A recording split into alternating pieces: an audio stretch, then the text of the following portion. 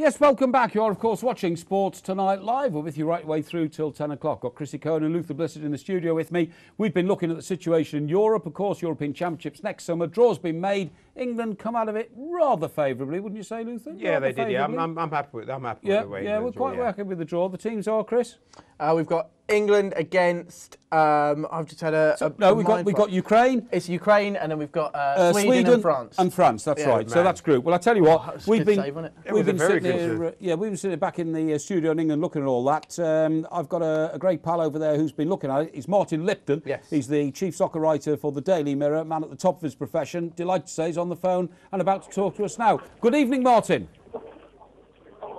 Sorry, I can't hear anything. Hello, Martin. How are you? It's Mike here. Yeah, my mark is Martin Lipton. Yeah, I'm in the draw hall in Kiev, in the Palace of Arts, where it's all gone on after the most interminable pre-game show I've ever seen. All followed under 15 minutes of madness with the Bulls, and the longest day or the longest journey England will ever face. Yeah, that's right, Martin. We didn't understand the draw here. When I saw the banner A3 come up, it reminded me of the road down to Portsmouth. It was a bit like that. It was bonkers, the whole thing. I mean, it went on and on and on. It was far too complicated. It could have been explained far easier to everyone. What it boils down to is that England actually got quite a good draw, but they do not look like the look of the journey they've got. After that, it gets very tough. Realistically, they have to win the group to avoid Spain, and then to get to the final, they'd need to beat, Italy probably, and then Holland. It's not actually easy by any stretch of the imagination. I see, fine. I mean, if anybody's going to cause a problem in that group, I presume it's France. But what do we know about Ukraine being at home and they being the last game we've got to play in the group? Well, I think it helps that they play the game in Donetsk rather than in Kiev, because I think there's more passionate fans in Kiev from my memories of games in the two places. Ukraine still keep on picking Shevchenko, even though his legs have gone completely because he's the captain, and also because it's their co-host and he has to play him.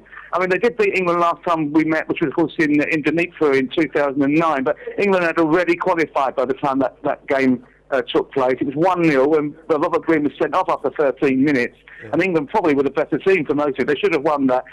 I think there's a possibility with the hope by the time they play Ukraine have lost 2 games and are out of it. Momentum's gone. England can turn them over and finish the job. I think the key for England is very much the first game against France. They need to play well. They need to avoid defeat. Ideally they'd win, but if you offer them 1-1, I think they'd probably take it. Yeah, I think the French would take it as well, don't you think, that first game as well? Because, we always look at it from the perspective that England are the ones that are always going to be chasing it. The French are going to want a good start in this as well, so that's why I think our attitude's got to be more, let's go get out there and let's go and get after them, because I tell you what, they may not just fancy it if we do that. Well, I mean, when we saw them at Wembley 13 months ago, they were quite good, but look at the team England put out. I mean, it's Kieran Gibbs at left back, it was Jordan Henderson in central mid, because Jack Wilshere was injured at the time. We had Andy Carroll making his debut, did okay, but nothing special. It wasn't exactly a fantastic English team, and France weren't great in qualifying. I mean, they nudged through.